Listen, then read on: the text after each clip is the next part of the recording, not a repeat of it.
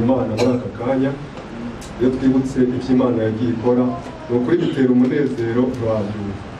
Sinzi niba wariho bwabone ukuntu umuntu anezerwa ibintu bikajya bizamuka mu birenge agakubitira mu gitwariro wumva kabisa ubaye pararize kubera wumva kwiyumanganya bikabura nyine. Rero ni byinshi twibuka kandi Imana yagize neza, ikora byinshi bikomeye cyane. Buriya hari uburushyi bukomeye cyangwa se ubuzima runaka idini ribamo ariko ryarabwikurura. Sinjya nkunda guca imigani ariko ndayizi, ariko sinjya nkunda kuyikoresha, ariko iyo bibaye ngombwa ndayikoresha. Hari umugani umwe bavugaga ngo kayica iva mu kanwa ka nyirayo, kayice iva mu kanwa ka nyirayo. Ubundi ngo inkunguzi y'igikoba ngo yikururiye amakara. Urabona igikoba buriya ufashe ibintu by'amafundi ukanagamo ibishirira, ntabwo ukakira. Abati inkunguzi y'igikoba yikururiye amakara yagira inshuti. Urumva icyo umuriro wakoze rero. Buriya rero n'idini ryikururiye amakara ubwo ryafataga ibyarangiye rikabigira umunara, rikabigira icyo gushyirwa imbere, bikawugira icyo kwigisha, bikawugira ubuzima. Ibyo rero nibyo byabakozeho. Buriya hari amasomo tujya dusoma, twebwe twajyaga dusoma tutaramenya ubutumwa bwiza, tukabitwerera ab'icyo gihe. Ntiwumva nk'ibikuntu ari urumva ugasoma nk'umuntu runaka ibintu yakoze, kuko wakumva uwo muntu yinjije utari ngenda ari kubigenza, kandi nawe ibyo urimo ahubwo urabimurushije. Ni ikintu gikomeye cyane. Buriya ikosa rya mbere ryabayeho, ibi bintu twese twemera Bibiliya, cyangwa se twemeraga Bibiliya, n'amadini yose yemeraga Bibiliya, ndetse rwose hari n'ibyapa ngo bakazishyira umusego bakaziryamaho.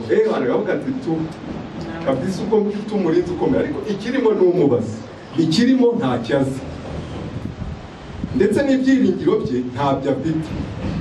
Ngewe umutwaro nari maranye iminsi myinshi ni umutwaro w'ikintu nahoraga mbona gikomeye cyane. Nubwo wenda rimwe na rimwe nubwo nakoraga n'umurimo wo kwigisha, ariko nanjye kikambere muri zo bikomeye.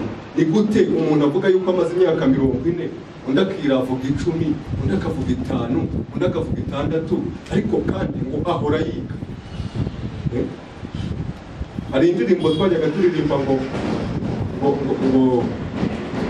hari igitero yari ifite ivuga ngo bavuga yuko uhora wiga, ngo nyamara ntabwo wigeze ngo uhinduka, ngo none gerageza wera imbuto zigukwiriye, ugerageze wisubireho. Ariko ibyo byo kwisubiraho nabyo twarabikoraga bikamera nk'ikinamico, ariko nabyo ntitubone umwanzuro wabyo. Umwigisha ati ufite ibyiringiro byo kujya mu ijuru ku buryo Yesu aje yajya mu ijuru n'indi, umuntu akabura. Yemwe n'umupasiteri n'abigishije ntibakabura, ahubwo bakakubwira ko turi mu rugamba, ko tuhanganye, ko turimo kugutagurana na Satani. Bamwe turikebagura. Buriya twasomaga ziriya nkuru zabereye i Karumeli za Eliya n'abahanuzi ba Bali. Dusoma ngo barikebaguye bahamagara Imana kugira ngo barebe ko hari akacamo, ariko baraheba. Urumva icyo gihe bahitaga bivuruguta, ariko ubundi kuki bariya abantu hatayobokaga Imana y'umukozi w'Imana bakageza ubwo bayoboka ibigirwamana? Ariko nyamara natwe tukikeba tutabizi. Ni gute wavuga yuko uri umukozi w'Imana? Ni gute wavuga yuko umaze amasengesho y'icyumweru, ariko mu by'ukuri ukaba nta byiringiro by'ijuru ufite? Niyo dayimoni warayikubise, urayivunagura, urayisatura, urayishwanyuza, mbese abantu bavuga byinshi, ariko ntiyigeze isaduka. Yewe nijoro madamu yari yaraye kwa mukecuru we, ararwaye ameze nabi, nawe ubwo ari muri koma. None igihe ariyo umuntu nagiye kubona mbona naraje ati yana François dutabara. Ese we kandi bibaye bite? Ati mu rugo rwose muri wanjye yafashwe n'abadayimoni, ubu rwose urufuzi rwaje, nyamuneka ngwino. mwese mwebwe mwabanje kubikoraho iki ko nzi ko musenga kandi hari n'itimu y'abantu musengana. Atumva rero ati twabaje dayimoni iravuga, ati bagije kuvuga ati irandika igitukwera, ati none ikagitubwira ngo turi haruguru ngo ni mumbabarire ngo none genda ngo reka ngenda ariko ngo ndajya haruguru y'inzu ngo wirukanse bajya haruguru y'inzu kumufata ino nguni ndiri bajya kwa za nguni bamunda agasakuza ngo dore bongeye imugarutse bakongera bakagaruka kamubwira buriya tugirirwa neza n'Imana cy'ubu buntu twagiriwe n'igitangaza. Muri gihe hajemo amagambo akurikira natekereje se ndakora iki, ni ikibazo wenda sinzi, wenda n'abayobozi muze kuza kudufasha, ariko nje hari ibyanjemo. Icya mbere navuze nti Satani arirukanwa, mbese ikindimo muri njyewe numvishe nta mbaraga y'amagambo yo kuvuga ngo ajye kwirukana Satani, sibyo? Ikindi mu by'ukuri icyo kintu cyamujemo cyangwa se uko byaje ibyo Imana ubwayo izi cyayizanye, izi ni cyatumye bibaho buryo, sibyo? Jewe nagiye bazi ko ngiye gushwanyaguza no kumenya nabakurikiye turagenda, ariko na mbere ntimara kumva ubutumwa bwiza ndi mu rusengero ndi mu idini mu buzima bwanjye. Hari ibintu bajyaga bakora biriya byo nakubwiye, twari dufite timu y'abaririmbyi benshi n'abakristu imwe tuyoboye, ariko ikibazo igaburo ryagera bagakwepa bose, twagera ku igaburo turi abantu batarenze 10. Wagerageza kubabwira kuki twiriwe mu masengesho tugira ngo iby'Imana ntabwo bizi, ubona abasomye ari amagambo ngo niyo mpamvu murwaragura bamwe mukarindagira ati mujye mugenda mwirire ndabamukiriza, kandi yaririmbye yabwirije ariko igaburo natazi kubera ariyo magambo bababwira, sibyo? Ariko nimba yewe ni ibintu kumbwira ngo urajya kwigabura ngo ariko wanje kwiyiriza. Uri butumwa bwiza rero ni imbaraga mugari, ubutumwa bwiza ni imbaraga. Nimara kumva ubutumwa bwiza nubwo nari ntaragasohoka, jewe nafashe igihe cyo kwiyenza, ntangira kugenda njya mu byumba byose bikomeye na bya bindi bavuga bya rutura by'amadini akomeye, kubera imbaraga nari majiye kwakira. Wa mugani arisinze mwene data yavuze ati urashya rwose ukababuka ukumva byakomeye. Nkagenda mvuga nti ndashaka umuntu umanura ankoreho amanura. Hari ibyo mu Gatsata, hari ibyanya aho bita Nyamabuye, hari ibyo bita aho bita yariya za Karuruma, hari ibyumba byinshi cyane by'ibitangaza. Abo bita abapolisi ngo batuze abantu, ngewe barampagaritse bavuga bati batatura, ariko bakabivuga bandeba mu maso, nanjye ndabahangaho naratuye ariko umugore yabageraho bakamutitiza ati Imana ibabarire rwose uburiganya batore bese Imana ngo umwuka ngo yabonye ngo nibyo bikomeye ngo rwose Imana ibabarire ngo buheheze ngo bavuga gusambana ngo n'umusambana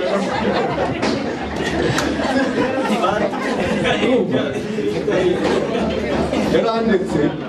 Hari abapolisi bane, babiri babaga bari haruguru y'inzu, abandi babiri bari ku muryango wo muri korodoro, inkweto zigasigwa muri korodoro mukajya muri sale ya sale. Ariko narinjiye ngezemo imbere ndabapinga uvuge ngo kuva hasi kugera hejuru. Kuriya rero watera ubwoba cyane cyane burya akunda gusuzugura abagore. Abagore barabakirishije ko abagore ni abantu bagira imitima koko yoroshye, aramureba gutya niba hakwambuga n'aya kamera yacu twifitiye, urabizi mu buzima twese tuba tugize atuboya Imana yambonye navuze nayabonye ibikuba bigacika. Ariko ngaziye dore nubwo wenda yaba ntarakabaraga k'ubutumwa bwiza afite, umwana uzabanza kumwitondera.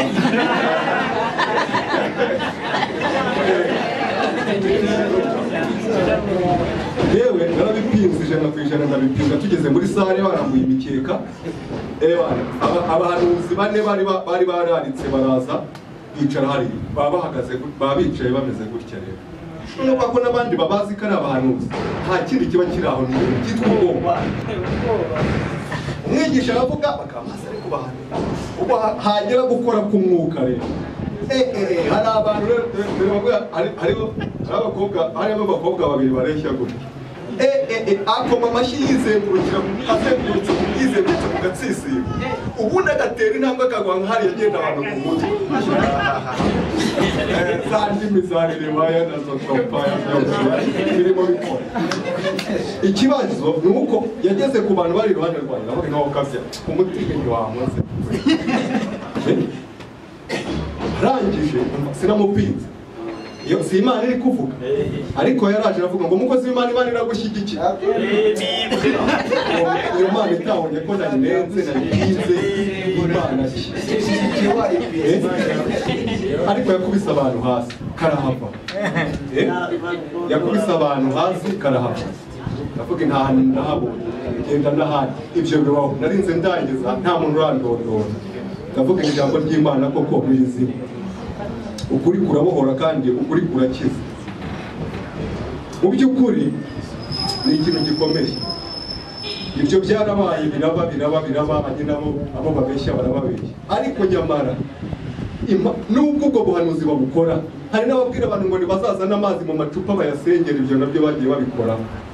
Kandi nta bandi bantu birukankanaga amacupa, abadamu baniragaye babakandiraho ngo ngwino urebe. Ugasanga yirukankanye litiro undi yatembanya kane ngo bagiye gusengera amazi. Ariko icyo shima Imana gikuru nuko barangiza finali ku mwanzuro nabo babuze igisubizo nyamukuru kigenderewe cy'ijuru barimo bizeza abantu, bakarangiza babuze umwanzuro wo guha abantu ngo ko umuntu yibonemo yuko afite ijuru mu byo hora yigishwa byose. Ariko reka dusome Abaheburayo igice cya 10 wumve ikibibatera, wumve ikintu kijya kibakubita aho kugira ngo bayoboke iby'iryo jambo bavuga batari ko ninde watubwira amakuru y'iyi nzira turimo, y'iyi nzira tubwiriza, y'iyi nzira tubwirizwa, ninde waduhaye amakuru? Arakutarangije yego navuze byinshi arakutarangije. Ubwo rero nahageze mu by'ukuri nsanga umuntu arimo aravuga ibigambo yarangiza wanjye muri bubumbu kuvuga ngo ndirukana dayimoni. Ikindi muri njyewe dayimoni nawe arabizi ko mutesha agaciro, ntawe uriho, ni igipupe. Nimba azi no kurondora ndondore ko muzi nk'igipupe kiriya batera umupira kikihirira. Aranazi ko ntamwirukana kuko ndamwirukana hese imbere yanjye ameze nk'utariho, sibyo?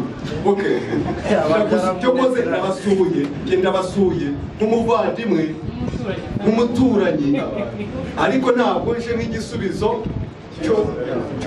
cy'ibyo bisubizo biri aho ngaho. Yabwejaguye kuko ibintu biranga barahindukana, baratokesha, barakwepana na niyo dayimoni ngo bavugana ntumbaze baravugana. Nahageze mfite amagambo abiri avuga Imana icyo ngiye gukora cyambere ni ukuvuga icyambere nzi yuko muri njye nzi yuko ushobora byose kandi nta kibasha kurogoya imigambi yawe, kandi uzitangiro ry'ikintu ukamenya n'iherezo. N'ijambo rimwe gusa bibugushaka. Nahageze mageze batangira barahiga amango ngo ndaje kuvugagura, ariko ndangije ndavuga ndamurikira ndabona Imana bibugushaka ndisohokera ndagenda nicarira ahantu ku muryango ku ibaraza, bose baraceceka kwese kadasenga bararebana nabo bagwa mu kantu. Umuntu ukomeye urimo bimutimbaguza nahise nsohoka rwose sinongera no kumureba. Nagiye kubona mbona umuntu aragiye arahirimye neza batarapfuye. Hagumaho amasaha 6 yarinze ashira umuntu icyuya cyamwishe yasinziriye ibyo gupfa. Arinda ageza mu gitondo. Mu by'ukuri navuye njya kwisengera umuntu ari uko ameze, harimo abavugisha harimo abavugisha ndavuga Imana niba ari byo washimye, niba ari iyo nzira wamenyishije ibyo ni ibyawe, nareka ibyo ni ibyawe. Niba washatse kubereka icyo oke kirigise ubwo ni ibyo nareka ikizima ngiye ntabwo gahunda mfitanye na dayimoni mfungana cyangwa mbigira iturufu yo kurisha ngo nanjye nsigaye nkubita. Reka dusome amagambo yo mu Baheburayo igice cya 10 nubwo bagira gute hari ikintu kitazashoboka. Ijwi ribabwira ko ari babi aho bazaricikira. Bazakwepera mu burasirazuba rizabakurikira, bazajya mu majyepfo rizabakurikira, bazabicisha mu kwiyiriza no mu kwatura no mu gukoresha siporo bizabakurikira ko ari babi, kandi ko ikibategereje ari urubanza. Ubuntu bazabukubita hasi babukwepe, impano y'ubuntu bw'agakiza tubona ku buntu. Baduhimba amazina ngo yewe bajya banyita ngo yarabisoje, ariko ngira amahirwe iyo babinyize. Abo babinyize iyo babinyize barambwira ngo tubwire kwa ya makuru ukuntu yabisoje, nkababwira ko nyamara n'ibyo rero ariko nibyo none atabisoza. Ngaho noneho mumbwire mbereke ijambo rivuga ko yabisoje. Nimwumva ari ururimi rwanjye rugira. Abaheburayo igice cya 10 tera ku murongo wa mbere. Abaheburayo igice cya 10 umurongo wa mbere aragira ati ubwo amategeko ari igicucu cy'ibyiza bizaza akaba adafite ishusho yabyo ubwabyo, ntabwo yabasha gutunganya rwose abegera igicaniro, abatunganishije ibitambo bahora batamba uko umwaka utashye. Iyo bibasha babaga bararorereye kubitamba, kuko abasenga baba barejejwe rwose ntibabe bakimenyaho ibyaha, ahubwo bahora bibutswa ibyaha byabo n'ibyo bitambo uko umwaka utashye. Naho ngaho nashaka, ahubwo bahora bibutswa ibyaha byabo n'ibyo bitambo n'iyo kayice bizaniye, niyo mumwe na cya gikoba kikururiye amakara kimumbuza. Ibyo bitambo buriya niyo kuva barabyimitse bakabishyira hariya mu munara, bizahora bibakubita, nuko bizahora bibibutsa abo bari bo, kandi bizahora bibashinja. Ndetse rimwe na rimwe hari ijambo ribabwira koho uwo muzigo w'ibyo bikururiye. Ntibashaka no kuryumva mu matwi, ariko ubwo badashaka no kuryumva kandi niribabwira ko ari babi kandi iherezo ryabo ari ukurimbuka, ntibazaricika. Babicisha mu nzira y'amasengesho, inzira ntabwo bazayibona. Babicisha mu nzira ya hehe bana twaragakoze, nabo baracyagakora. Ubu ngubu nsigaye nagiriwe ubuntu rwose iyo ndimo kurya n'umuryango twicariye bana abari umutekano, ziko nta teka zacirwa cyane. Ariko ibintu iyo byamaje kuba ubuzima muri wowe ndetse byanarenga, iyo byamaje kuba ubuzima ndetse byanarenga. Umuntu iyo turiho tuvuga ubutumwa nk'ari iwacu ku musozi, rimwe na rimwe abantu basigaye baniba, ntashake kugira ngo iyo uvuze ngo ndavuga ibintu, iyo uvuze 20 yo muri Bibiliya arakuruka avuga ngo kuko iki we nuko afite Bibiliya ariko nta n'ijambo na rimwe bishobora no kudefanda n'amakuru bariruka rwashaka ntabwo babishaka. Ariko icya mbere kimwe n'iki, hari uhita ukubaza rero, ariko ibyo bintu nubwo ari ukuri, ngo ubwo se ko mwaba muyoboreye abantu ngo mu gukora ibyo bishakiye, ntiduturanye. Ati sawa, ntitwabanye ku musozi hari ibyanjye utazi. Ati mfite imyaka ubu mpagaze gute, mfite imyaka 38, ariko nta rubanza ndaburana muri leta, habe no mu mudugudu, nta muntu ndaburana. Ikindi cya kabiri, hari ikintu waba warigeze wumva nabayeho akabarore wenda ugati uyu muntu dore yakoze mu gaturika navuyemo amasakaramentu yose ari narayakubise hasi narayaraye. Mu barokore amasakaramentu yo mu kirokore yose nashyize hariya, narabatijwe, nakoze byose, ndasezerana ibintu byose. Ikindi narinze mvamo bazi ko ndi umuntu w'umwimerere, kandi koko niko byari biri. Cyo kumbwira ngo yahagararanye n'abakobwa yagize atya yari ikizira. N'umugore nashatse narinze mushaka, mubwira ijambo duhuye gutya gusa nkacaho namusuraga iwabo mubwira ntumberekeze, kandi ngewe iwacu ntuzansure n'iri na rimwe.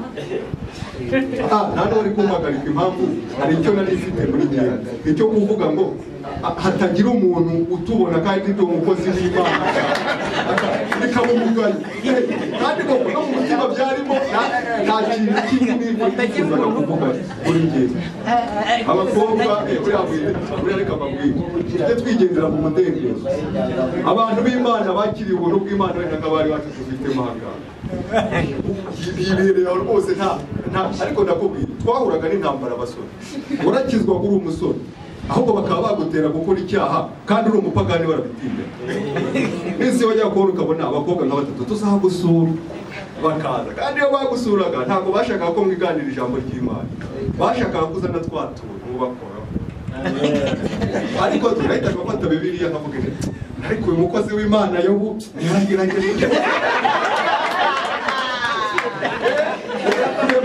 ukwishushanya bari barayoboye ukuneza ariko Samusoni yari umukwe ntahangaha rero yabanje kurwana urugamba ariko tukajya muri ibyo amateka bakande uretse izimu y'indeka bakareba ko bashyashyariza wabikurahe barangiza kubaherekeza rero dore buri yindi ngorane yabaga guherekeza abagezaga ku irembo nkavuga ngo nta tuntu ngiyemo ni Imana wo mu gishago ugenda amahoro acaho ko wari uzi kwirinda umudamu nashatse jewe twakundanye imyaka 4 muyobora muri korali muyobora mu rusengero ariko ntawe ubizi imyaka 4 abizi nanjye bizi kuko twari duturanye nahinduye amayira akajya aca inzira ye ni inzira ebyiri zigera mu rugo nanjye ngacika ku rusengero icyo nari naguze namubwira umva rero niba ushaka ibitero bya bene wanyu b'abakobwa bakakurangiza ababa bareba umuntu ni benshi umwe buriya nijya azabwira kuri ibintu byo mu idini niyo urushye ahubwo numva rero dore ngewe ngiye kujya muri ibintu bibiri bikurikira ugiye kujya usaba uruhushya muri korali mbu wa mbere mu kukurwanya ujye urusaba utabishaka ngewe ndetse ewana nzinga umunyabyaha atari ukwimira icyo cyo nticyari icyaha cyo kubeshya icyo se icyo cyo twari dufite fanta cy'ubwenge uretse n'uzi ko twagendera mu cyanditswe ku cyanditswe kivuga ngo kirimo buriya muri Bibiliya kirimo n'agisoma uretse ko nibuka wiga ko ririmo ubwenge nzagura kirahari ariko se kirimo narisomye nuko twacatse mahanga ni mu isezerano rya kera noneho nabikora gutyo uwari undambirije hasi ko ngo ari we ndeba ati yaba ari we se akaba akubwiye kuri barakekana ariko savugisha n'uyu cyane ibintu nk'ibyo ariko igihe cyarageze mbwira mwarimu mutunguye amubwira intumva kuwa gatandatu uzatwerekana wowe na kwiteguye byari sabati ko bikuruka bikamara imyaka bafatana bagira we byaje ubizabikora utyo niba utazabikora utyo uzakibona bikomeye amashyi ariko ikibazo baratwerekana igihe bamaze kutwerekana mbona abakobwa bageze nko muri 6 yamakipe mbona yose yubitse imitwe bwakeye korali bayisezera bagiye batongera ni ukuri pe urumva uburushye urumva ikorana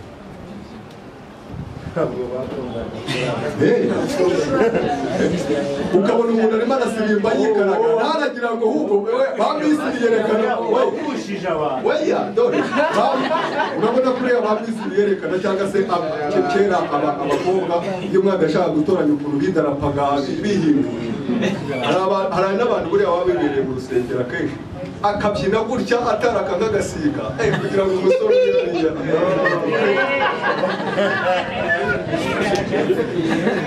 ariko ngo bahora bibutswe ibyaha byabo n'ibyo bitanga ibyo wenda kwiyiriza ngo bikubita kamere hasi kwiyiriza birayiheba icyo si igitambo ariko nubwo ari igitambo bwose umushinja yahita agaza ati umunyabyaha si igitambo se udasiba muri korari wumvaga yuko icyo kintu Imana ishobora kugihera icyo si igitambo se ariko ikidodo cy'uburiwe kikagukubita kuzinduka se ugatanga abandi ntabwo byari igitambo ndetse rimwe na rimwe tukanabwira n'abantu yuko ngo iyo wazindutse kugenda muri raporo ya marayika wanyuma nyine yari yo mu gihe cyayo yari uriya bari mbese ubu wagenda ukabwira umuntu uriyo uri kuyigisha n'uyibwirwa ngo si twebwe inamba baratubwiraga ngo ukererewe ukanatahambira amateraniro atarangira nyine hari na marayika uza mu gihe cy'amateraniro yo gusoza niyo waba wazindutse ariko ugataha atarangiye ubwo umeze nk'utazi ibyo se si ibitambo n'ibindi tutarondora byishimo z'abantu bagira biriya byose rero ni uburushyi ariko nyamara Yesu yagize ate Yesu yarangije byose reka sorese kujya muri mu Baroma 8 niba atarabirangije ubwo sinzi bafite undi uzabirangiza igice 8 Abaroma urugo rwa mbere badusome Abaroma 8 imibereho mishya y'abari muri Kristo Yesu nuko rero noneho abari muri Kristo Yesu nta teka bazacirwaho kuko itegeko ry'umwuka w'ubugingo bwo muri Kristo Yesu yambatuye ububata bw'itegeko ry'ibyaha n'urupfu kuko iby'amategeko yananiwe gukora kuko intege nke za kamere yacu Imana yabishoje ubwo yatumaga umwana wayo afite ishusho ya kamere y'ibyaha kuba igitambo cy'ibyaha icira ibyaha bya kamere ho itekera aho ngaho naho nashakaga urumva iby'amategeko ibyo bya bitambo byananiwe gukora ibyo bihora bibashinja ibyo byaburiwe umwanzuro ibyo byaburiye igisubizo direct Imana yabisohoje urumva yabisohoje aho bigomba kujya irabisohoza irangije ufite ibyaha bya kamere byose iravuyanga kubita hariya niyo mpamvu Pawulo yavuze ngo iyo mbireba nk'ibibanje nanjye byandeba ikavuga iti we ntabuje n'undi ntacyo turi bumukure bikigendera Imana yarabisohoje irabisohoza ariko nyamara mu kumenya iki kintu cy'uko yabisohoje nk'ibyiringiro biva niho uburyohe buva niho ukizinuka ukavuga uti njyewe n'ubundi kuba nari nkwiriye ruriya rupfu umuntu akaza akarupfa kuba nari nkwiriye kurimbuka kuba nari nkwiriye ikindi no gukiriza siporo nazo zari akaga za buri munsi hari igihe bigeze kutumanukisha bigeze kumanuka ahantu bita Nyirabuhinga batumanura ahantu tumanuka ahantu ku musozi tumanuye n'umupasiteri twari kumwe atumanura ahantu bita Nyirabuhinga ni ahantu hari ibitare birebire umanuka wanyerera gato ukaba wanapfa kina dukukuza ufata abandi hariya noneho tukajya ahantu munsi y'urutare tukicara ubundi tugasenga Imana buri muntu wese akavuga ibyifuzo bye buri muntu wese noneho tukagira n'igihe cyo kwirukana Satani maze si ukumuvuna si ukumuha barakubita bakavuna tukagira gute ariko kumbi twagera mu rugo ugasanga ya Satani wavunnye aho bwikurimo wagira ngo bayikutoteye umujinya bahane kwifuza nabi amatiku noneho wagera mu rusengero hahandi bayivunira ngaha amakipe yo kuvuga kanaka yo kugira gutya na gutya twagiraga na timu ishinzwe gukemura ibibazo by'amagambo muri korali umukobwa yaba yavuze kandi uzi amatiku yabagamo njyewe ndareka kanaka byagenze gutya kuri perezida wa korali yaramvuze yavuze iki yaravuze ngo ngiye nkundana n'uriya musore ngo aramvuga ngo aranyagagaza ngo n'ibiki ngo nishongora urenda ngira ngo mumumfasire kanaka we byagenze gutya ngo karambeshyera maze barakanguruka ubwo tukavuga tuti we tuguhagaritse ikurikirana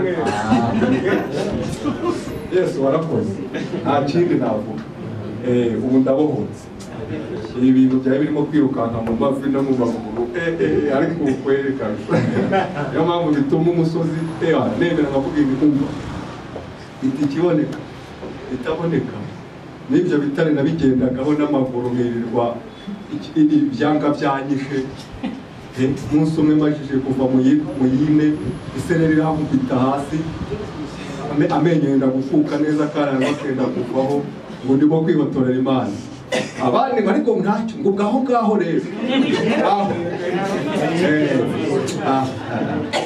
wabivuga mwakwira bugacya ariko icyo dushyize imbere ni ibyo Yesu yakoze birahari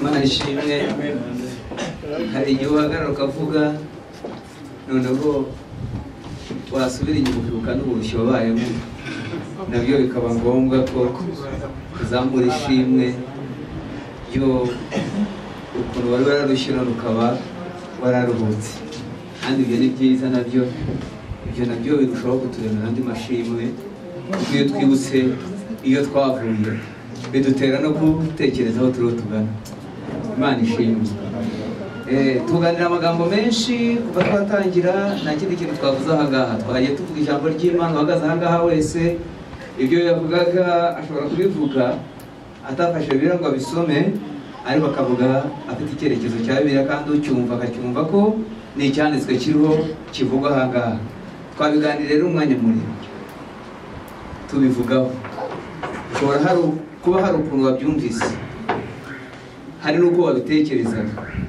ukaba atari ko wabyumvaga uyu munsi ukaba wumvise ibihinduka bijyanye n'ibyo wumvise cyangwa n'ibyo wizera waba ari umwanya wawe kugira ngo uyu mwanya twongere turusheho guhugura iteraniro ry'abera nta kindi rimara ni ukugira ngo bungurane kandi barusheho gufashanya ni umwanya wawe rero kugira ngo utegure ka kanya nituza kukavamo ka kanya ko ikibazo ushobora kugira n'undi pasiteri araza kutuganiriza ku ijambo ry'Imana turiho twegera gusoza amateraniro yacu ariko mbere yuko dutangira reka dufatanye turirimbane indirimbo 25 mu gushimisha iwe tangiriro niheruka aturimbisha imbaraga nyinshi tumushimire ibyatubayeho tumurangize n'ibiri imbere tumushimire ibyatubayeho tumurangize n'ibiri imbere. Haleluya. Anezerewe kongera kubabona. Umuvandimwe uriya n'ejo bundi twari kuri WhatsApp umubwira ati ndabakumbuye. Nyine urabyumva ni idini. Ukuri ndana kimpagurukije gushima Imana n'ikintu kuko turi gutera twarumenya yafunze. Amen. Barugagi mu banyamwuka mu bantu berekwa mu bantu ntibigeze bamenya ko bazabafunga ntibabyerekye ariko babandi ngo bahora bikorera ibyaha ngo byararangiye baracyatera nayobewe rero hari ibintu maze iminsi ntekereza nabimenye vuba ko bafunze amatorero menshi nibereye nyine mu byanjye niyo mpamvu buriya Venuste Bansereza kuganira kenshi nyine ari kumbaza ngo se bimeze bite bihagaze bite amubwira se kuriya mugabo twamenye ari we nyiri byose twebwe iyo dushatse gushyira mu bwenge nk'uko François babivuga ngo ni mu buru ubwenge iyo dushyize mu bwenge turakubitwa ariko iyo ugiye alezi uranezerwa ukavuga ati bizaba ariko ku cyerekeranye n'imyiteguro yanjye ndabizi abavandimwe benshi baba basenga cyane, hariho benshi bicecekera nkanjye ariko bagasenga, ariko Imana y'ibirimo kandi kubitegura neza. Ariko ikinijije ni uko tugiterana, tutari muri ya matorero bakuteye ingufuri. Amen, haleluya. Iryo shimwe rero nakomeje gukurikira uko bashima, uko bavuga. Ntekereza abandi bafungiye se bo bagiye, njye ntwarwa n'ako kantu nkajya numva amarira nziza mu maso. Amen. Ukuri dufite Imana kandi Imana y'imbaraga, uko bagenzi banjye bakomeje kuvuga, tunanirwa iyo dushatse kubishyira mu bitekerezo byacu. Kandi nyine nkunda kubivuga, abantu impamvu duhura n'ingorane ni uguha kamere yacu gushaka kuyobora ibintu. Kuko naje kuvumbura iyo umuntu icyo yagukorera cyose ukabyoroshya ntabwo ujya ubabara, ariko uzarebe iyo ushatse kuvuga ngo birashoboka kandi birabyo. Natwe tukiri batoya twakundaga kurwana muri karitsiye, muri abasore 12 mukaba muzi ko mufitanye imbaraga z'umubiri, watambuka ukaba uzi ko uyu nguyu nawe akaba abizi. Ibyo byishimo twagiraga, kandi nawe ibyo akora akajya kwiga karate kugira ngo azarebe nimwongera guhura byibuze nurekura igipfunsi agikinge. Nibyo, ariko tumaze kumenya Kristo niyo wacira mu mazi, kuko ni ukuri kw'Imana ntibibaho bishoboka. Uko unyitwaraho kose shaho ryako. Icy'ingenzi ndeba Dieudonné nitwaye nde kuri mugenzi wawe, numva ariyo devoir ngira mu buzima. Amen. Rero twebwe twarabatuwe, kandi cyanyemeje nyine ko twabatuwe nuko dufite assurance ya Kristo. Amen. Nanezerewe kandi cyane, ntabwo dutwarwa n'umuraba hirya no hino, ko twubatse kuri rutare ari Kristo Yesu. Ni umwanya wawe kugira ikibazo. Niba hari ikibazo waba ufite, tuguhaye ikaze kugira ngo turusheho gufashanya. Hari urimo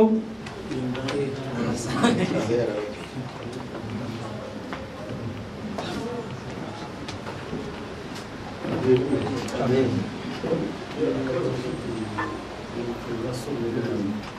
Nasomye hano muri Luka cyangwa umurongo wa 5 n'uwa 6. Aragira ati, ku ngoma ya Herode umwami w'Iyudaya hari umutambyi witwaga Zakariya wo mu mugabane wa Abiya, wari ufite umugore wo mu bakobwa ba Aroni witwaga Elizabeth.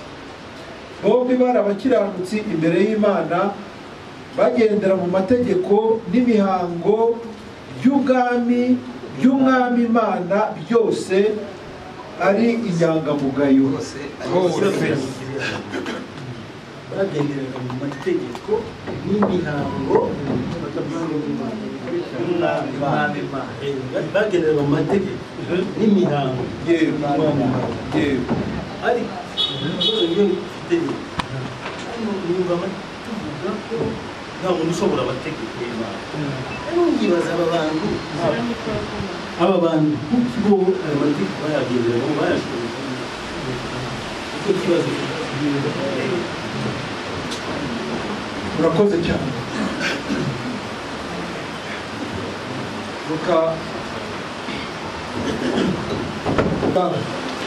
Reka mbere kw'iri jambo, hanyuma dutange conclusion cyangwa se twerekeza ku musozo w'amateraniro yacu.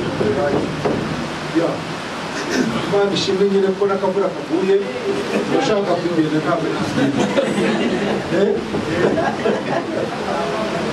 kandi ntabwo tuyihagarika, ko dukeneye guterana. Komeza guterana. Imana ishimwe. Luka igice cya mbere umurongo wa 5 n'uwa 6, twongere dusubiremo. Ku ngoma ya Herode umwami w'Iyudaya hariho umutambyi witwaga Zakariya, wo mu mugabane wa Abiya wari ufite umugore wo mu bakobwa ba Aroni witwaga Elizabeti.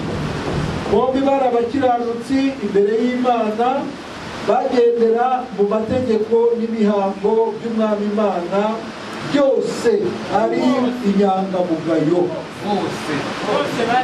Byose bagendera mu mategeko n'imihango by'Umwami Imana, byose ari inyangamugayo. Ari amategeko, ari imihango, byose babigenderagamo. Icyo bishaka kuvuga kandi ari inyangamugayo. Aha ni mu isezerano rishya cyangwa ari mu isezerano rya kera? Imana ishimwe ko muzumva mwese ko ari isezerano rya kera. Kandi kuko mu isezerano rya kera hari abantu bagerageje gukiranuka bashingiye nyine ku mategeko bari bafite. Ibi byarabaye gusa na Yobu yiswe umukiranutsi n'Imana ubwayo, ntabwo ari umuntu wamwise umukiranutsi. Na Sawuli Sawuli nawe wahindutse Pawulo, nawe ngo yari inyangamugayo bijyanye n'amategeko. Ibi ngibi ni ukuri kabisa. Ariko kubera iki Imana iri mu ijuru ngo yashatse umuntu umwe ukiranuka, aba ba Zakariya na ba Elizabeti kimwe na ba Yobu na ba Daniyeli na ba Nowa na ba Aburahamu, bariya bose bari bafite gukiranuka kwabo, ariko ntabwo bari bafite gukiranuka kw'Imana. Noneho ahangaha muri Gasogye batweretse ko ari abagerageje gukiranuka mu mategeko. Inyuma mu Baroma aravuga ngo iby'amategeko yananiwe gukora ku bw'intege nke za kamere. Ubwo urumva igaragaje abagerageje gukiranuka. Noneho iyo isi ishura ko amategeko ntawe wigeze agira ati, ntawe wigeze akiranuka mu mategeko. Urumva pasiteri ibyo bamubwira, Imana yishakiraga umuntu nyine ukiranuka bidaturutse. Niba wazanye iryo somo kuko harimo ikibazo, kuko ushobora no kuganira n'abariya abanyamategeko aguhaye iryo somo ariguhaye saba kubwije ukuri. abakubwije ukuri uko amategeko nyine, nyamara ukuri kw'amategeko ntawe kubasha guhesha ubugingo. Noneho nasome umva gakeya, soma Abakolosayi igice cya 2 uhere kuri 20. Yewe impamvu nabizanye nuko impamvu nabizanye iryo somo nimunyumve nabi, nimunyumve nabi kuko iryo somo impamvu nabizanye ishobora no guhura n'uwo munyamategeko kuko akabikwera, kuko ushobora kuba umuntu awutindishijwe n'amategeko, urabikwereka awutindishijwe n'amategeko, ariko bateretse umukiranutsi w'amategeko yabikoraga neza kandi ni inyangamugayo. Sikuba tweretse sasa yewe uko byumva ntumbwire ko ubyumva, oya ukuri kw'ijambo. Amategeko arebana n'igikorwa gifatika, ariko ntabwo arebana n'igikorwa cy'imbere mu mutima. ariko bariya abantu bari bataramenya noneho bariya ba Zakariya, niyo mpamvu ba Zakariya nibo twaramumenye twebwe, twaramumenye tuzi n'ibyo yadukoreye, ariko bariya abantu bari bazi Kristo somo, ariko kwizera nko kuriya bari bazi, niyo mpamvu bakiranuka muri ya mategeko, ariko bataramenya ko Imana yo ireba no mu mutima kandi gukiranirwa kwacu kubera mu mutima. Noneho nubwo bakiranukaga ku mategeko bifatika, imbere y'Imana ntibakiranukaga mu mutima. Ni nayo mpamvu ya ndaya yazanywe yafashwe. Mu by'ukuri abari bamuzanye hari aho Bibiliya itwereka ko bari bafashwe basi bamuzana tuyu umuntu bavuga n'ibifatika, ariko Yesu kuko yarebaga ibiri mu mutima nibwo yababwiye ati none utaragira icyo akora amutera, kuko we yari atangiye kubereka ubundi buzima nk'uko pasiteri yari atangiye abivuga ati noneho muri mwese utarakora icyaha amutera, nyamara bagiye ntawe ashinjije. Urumva ukuri rero kw'amategeko, niyo mpamvu kudatanga ubugingo nk'uko pasiteri abivuze, icyaha kibera mu mutima. Bibiliya iravuga ngo nitwe nsengero mwanyubakira nzuki. Mu mutima niwe Imana ibishaka, ariko abantu twebwe ko dukoresha ubwonko tureba ibifatika. Mubwiye ngo ndagukunda, kugira wizere ko ngukunda uzabirebera mu bikorwa, siko kuri k'umuntu. Nyamara umutima wanjye uragukunda, nshobora kuba ndafite n'icyo naguha, ariko ngukunda. Imana ntihamanya n'Imana kuko ari iz'ukuri, wowe utakwizera. Iyo niyo Mana. Imana rero aho ireba itandukanye n'abantu, kandi Imana si yo yageneye guha abantu amategeko, ahubwo tubona ngo byari ko aribo bayisanye.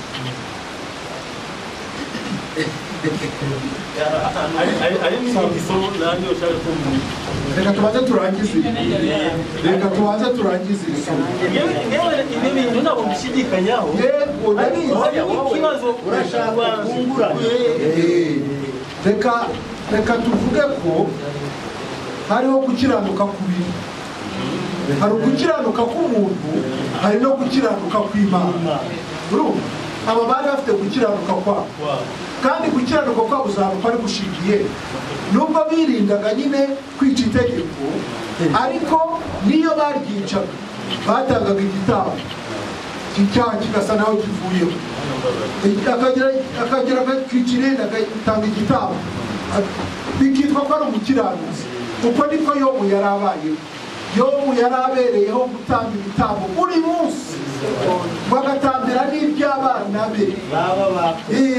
Wasanga hari umwana wakoze ikintu agatanga igitambo. Ibi rero ku Mana bikamubanizwa no gukiranuka nyine, ariko gukiranuka kwe gushingiye ku mategeko. Nyamara hariho gukiranuka kw'Imana twahishuwe kudaheshwa n'amategeko, nubwo amategeko n'ibyahanuwe ari byo bibihamya. Niko gukiranuka kw'Imana. Abizera bose baheshwa no kwizera Yesu Kristo, kandi nta tandukaniro, kuko bose bakoze ibyaha, n'abandi bose. Ndashaka kubaza ibibazo mbazamo. Gukiranuka kw'Imana, Bibiliya iravuga ngo kwizera guheshwa no kumva. Maze iminsi abantu bambaza ikibazo, ariko nanjye ngakura ibindi by'imvange. Urabona tugira abana ntibigishwa, urabyumva?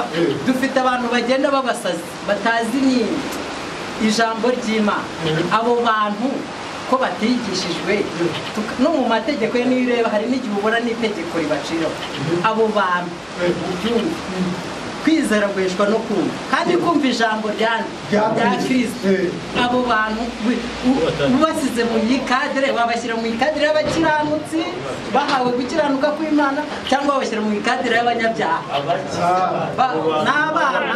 Abana abasazi, yavuze abana n'abantu badafite ibitekerezo. Umusazi nanjye harajya byanditswe mfite umusazi. Hari uwo tuzi Yesu yakijije avuye mu mva, ubwo byonyine tubona ko yamukijije ntabyo yamusabye. Ubwo njyewe mpera ko nk'abasazi gukiranuka kubera uriya musazi. Umwana nawe mu bakiranutsi, kubera ko Yesu yavuze ngo mureke banzange, kubera ko aba ameze nkawe. Ibyo ni icyo nshaka kuvuga. Iyo turi gusubiza abantu ibibazo batubaza, hari igihe nawe wumva bigucanze ukavuga ati iki kintu cyumva kimwe na bene data. Ubwo rero niyo mpamvu nkibajije gutya. Twacyumvise kabisa. Reka tuvugire ijambo. Gukiranuka kw'Imana ni Yesu Kristo, sibyo? Biroroshye kuzumva. Gukiranuka kw'Imana ni Yesu Kristo. Ufite Kristo muri we niwe mukiranutsi, ntabwo ari ukomeza amategeko, ahubwo n'ufite Kristo muri we. Kristo rero kuko ari we gukiranuka kwacu, abamwizera bose bagaheshwa ko gukiranuka kw'Imana nyine ari we Yesu Kristo. Abo ngabo Bibiliya iravuga nyine ko nta teka bazacirwa. Noneho rero Kristo Yesu tumwakira ryari? Nibyo bavugaga ngo kwizera kuzanwa no kumva, kandi kumva ijambo rya Kristo. None umuntu utarumvise yakwizera ati? Bishoboka. Niba bidashoboka rero reka turebe ku gukiranuka kw'Imana. Ese kwahawe bande? kwahawe bamwe cyangwa kwahawe bose? Turaza gusanga ari bose, kuko bose bakoze ibyaha ntibashyikira ubwiza bw'Imana. Imana ubwayo itanga umwana wayo Yesu Kristo nk'impongano y'ibyaha by'abandi by'abari mu isi bose. Ngo Kristo amaze kwitambaho igitambo cy'ibyaha, Imana yakoze iki? Imana icira ibyaha bya kamereho iteka. Ngo kuko ibyo amategeko yananiwe gukora, kuko intege nke za kamere yayo, Imana ubwayo yabisohoje ubwo yatumaga umwana wayo afite ishusho ya kamere y'ibyaha kuba igitambo cy'ibyaha. Imana icira ibyaha bya kamereho iteka. Bivuga ngo iki? Bivuga ngo nta muntu n'umwe Imana izigera ibaza ngo kubera icyo wanyoye inzoga, kubera icyo wanyoye itabi, kubera icyo wasambanye wowe, kubera icyo wishe, kubera icyo wakoze ibi n'ibi. Urwo rubanza nta ruzigera rubaho. Urwo rwaraciwe, byararangiye, kuko icyaha cya kamere cyose cyahaniwe muri Kristo Yesu. Ahubwo ikintu abantu bazazira ni iki? Ni uko umucyo waje mu isi, abantu bakanga umucyo bagahitamo umwijima. Umuntu wanga agahitamo ni umuntu ufite ubwenge buzima. Abazima rero bazabazwa icyo kintu bakoze. Nibyo Imana ivuga ngo ubwo nahamagaraga mwanze kwitaba, baramburira akaboko wabi muntera umugongo. Icyo rero nicyo abantu bazazira, kutizera. Mwene data yavuga kutizera nicyo abantu bazazi. None uyu mwana n'umusazi, umuntu udafite ibitekerezo, barazira iki? Ntacyo Bibiliya itwereka kabisa. Nta rubanza rubari. Hano hari itegeko rihana umuntu ushobora guhagarara akamena imodoka y'ikirahure cy'imodoka hano mu muhanda. Itegeko ritari gufata rikagufunga. Iri tegeko ririho umusazi amenya icyo kirahure byamukoraho iki? Ahubwo umunyamodoka niba kuribwa n'ibi waba wihombeye, kuko bareba ko batereko nawe si buriya nta muntu urimo. Nubwo mu cyo kinyarwanda buriya nta muntu urimo, ndetse nta muntu urimo kwerura mu kumenya ikindi abantu batamenya ni uko amategeko ntaho ahuriye no kwizera. Uko Abagalatiya 3:12 habivuga ngo biragaragara ko amategeko ntaho ahuriye no kwizera. Kuvuga ngo amategeko biri ukwabyo, kwizera nabyo bigize gute? Biri ukwabyo. Impamvu rero intambara nini ni ukuva mu gukiranuka ko mu mategeko ukinjiramo indani mu gukiranuka ko kugira gute? Ko kwizera. Ni ukuri nta muntu uzatsindishirizwa n'imirimo itegetswe n'amategeko imbere y'Imana. Wayuzuza utayuzuza ntibikunda, ahubwo bahinduka n'ibivuga. Iyo biba uriya musore na uriya mutunzi yabwiye Yesu ngo nkore iki? Kubera iki bayuzuza kandi mu mitima yabo hakagumyamo ibibazo? Ntabwo wumva ko nta gukiranuka guhari? Haleluya. Nkore iki?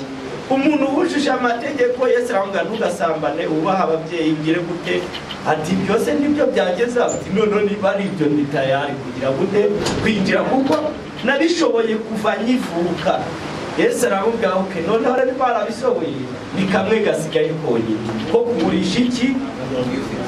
Handi abantu bazikara imitungo ye n'amahene, nukugurisha uko gukiranuka kwe akakuzinukwa, kuko nibyo Zakayo yagize gute? Yakoze hariya. Haleluya. Kureka gukiranuka kwawe ukakira gukiranuka kundi kw'Imana, nicyo rero cyitwa kwizera. Ukamira ijambo tuyasome twumve icyo rivuga hano mu Bagalatiya 3:10. 3:10 twumve icyo amategeko Pawulo yavugaho ngo abiringira imirimo itegetswe n'amategeko bose ni ibivume, kuko byanditswe ngo havumwe umuntu wese udahirimbanira ibyanditswe mu gitabo cy'amategeko byose ngo abikore. Biragaragara yuko ari nta muntu utsindishirizwa n'imirimo n'amategeko imbere y'Imana, kuko ukiranuka azabeshwaho no kwizera. nyamara amategeko ntagira icyo ahuriyeho no kwizera, ariko rero uyakomeza azabeshwaho nayo. Wayakomeza se?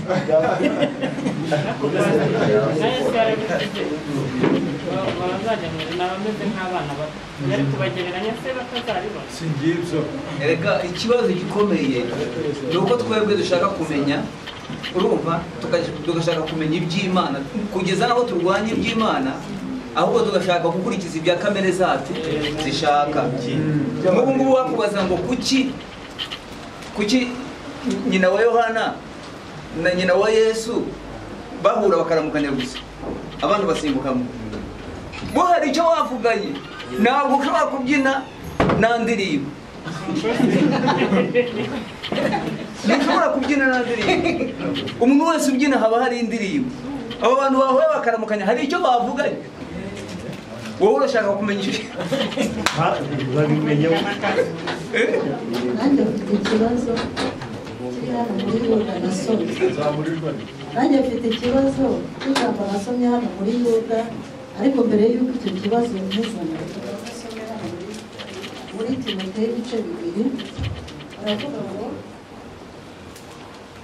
ariko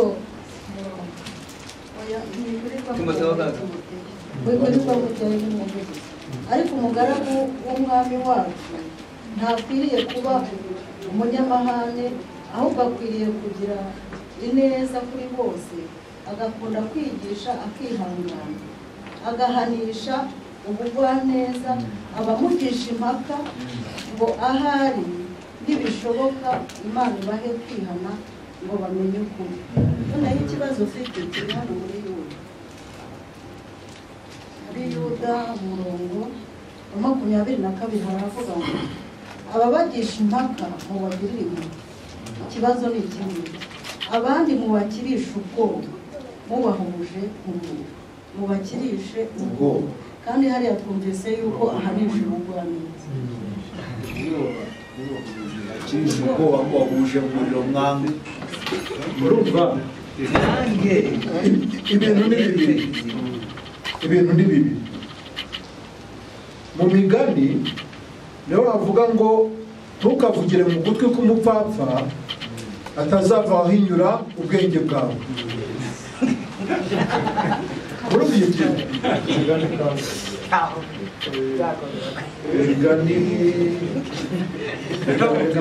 ndaza kuhareba. Ntukavugire mu gutwi k'umupfapfa avugira ngo adahinyura ubwenge bwawe. Na Yesu nawe aravuga ati ntimugafate ibyo kurya by'abana ngo mubijugunyire imbwa. Ahandi aravuga ngo ntugafate imarigarita yawe y'igiciro cyinshi wijugunyire ingurube. Ingurube bishobora kwisiribanga ikarengaho ikanakuhitana nawe. Urumva hari abantu b'uburyo bubiri. Hari abantu uzi neza ko abangaba bavutse ubwa kabiri, abangaba ni ab'Imana. Hari icyo rero ugomba kubabwira. Niyo mpamvu inyigisho zose atari zimwe ku bantu bose. Hari abo ubwiza, hari abo ubwira iby'ineza y'Imana kubera ko uzi ko babyumva, bazi icyo Imana yakoze.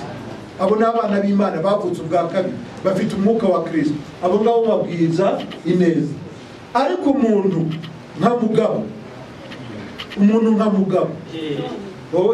Mugabo, buriya John Mugabo kweri wamubwiza iki?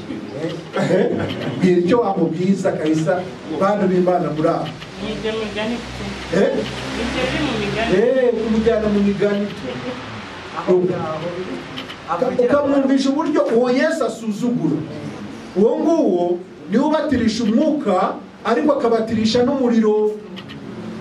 Abatamwizera bose iherezo ryabo ni hehe? Mu nyanja yaka umuriro.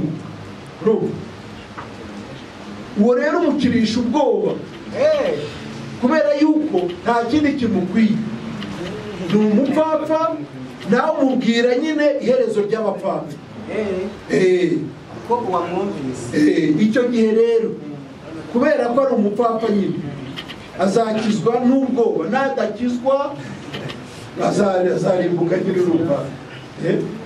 buriya bariya abantu bagenda babwiriza ubutumwa bwiza nimutwira Imana irabarinda hari sinja babashize oya ikibazo bo nuko babifata muri rusange bagafata ubutumwa bakabukubira hamwe batavanguye niba wanze ubutumwa bwiza erega ikibi cyabo ntabwo ari uko bavuga ko abatihanye bazariwe ntabwo aricyo kibazo ahubwo ikibazo cyaba ari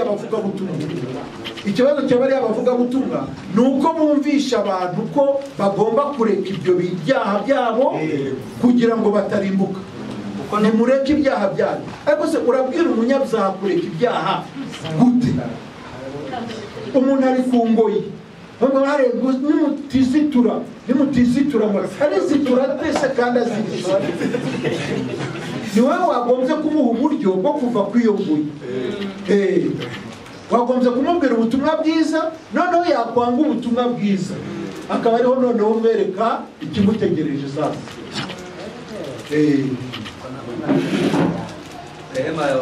Rehema yaboneye icyigisho ahubwo ntabwo bakizi yaboneye icyigisho ntabwo bakizi hariya hari umugabo ubikora neza muri gare Remera aranagutuka dore uko bindeba ntabwo mwababona dore uko bindeba akurikira imodoka irasohoka muri gare akayerekeza hafi ya feruje mwabisambanye mwemwe ubwo ntabwo ari ubutumwa bwiza muri make nawe ntahangirwe ntabwo azijya urashaka ko musobanurira amagambo aboneka muri Ezekiyeli 18:21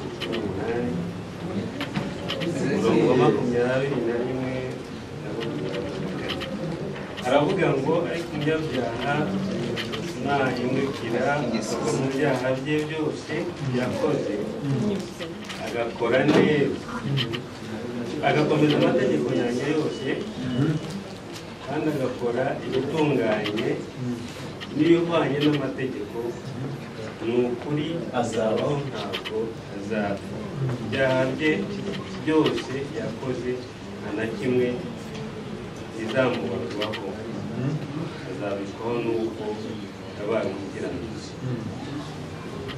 24 ariko umukiranutsi nareka gukiranuka kwe agakora ibibi agakurikiza ibizira byose ibyo umunyabyaha akora mbese azabaho ibyo gukiranuka yakoze byose nta na kimwe bizibukwa ubugome bwe yagize n'icyaha cye yakoze nibyo azazira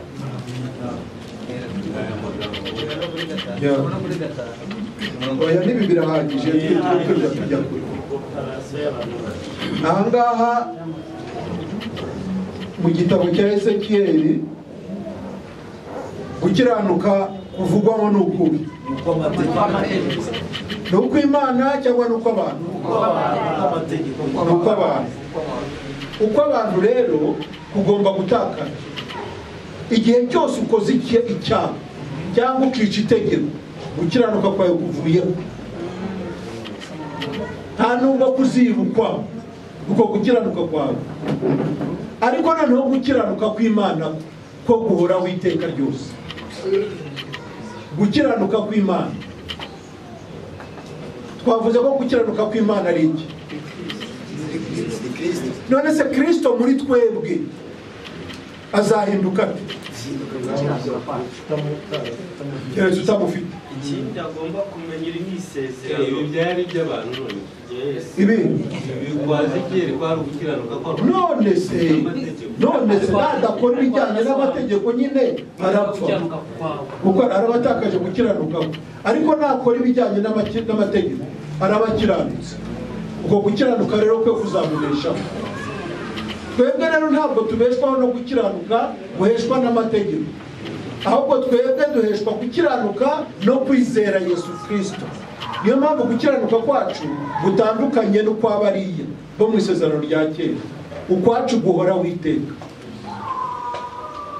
ntawe ushobora guhindura gukiranuka kw'Imana ibibaho umuntu ashobora gutakaza gukiranuka kwe ariko ntashobora gutakaza gukiranuka kw'Imana. Niba Imana yarakwise umukiranutsi kubwo kwizera Yesu Kristo, ni ukuvuga ngo wowe uri umukiranutsi by'iteka. kandi reka bino bivugiye mu isezerano ry'amategeko, isezerano ry'agakiza, ni isezerano ry'amategeko nyine. abambere bari bafite gukiranuka guturuka mu mategeko mu isezerano rya mbere.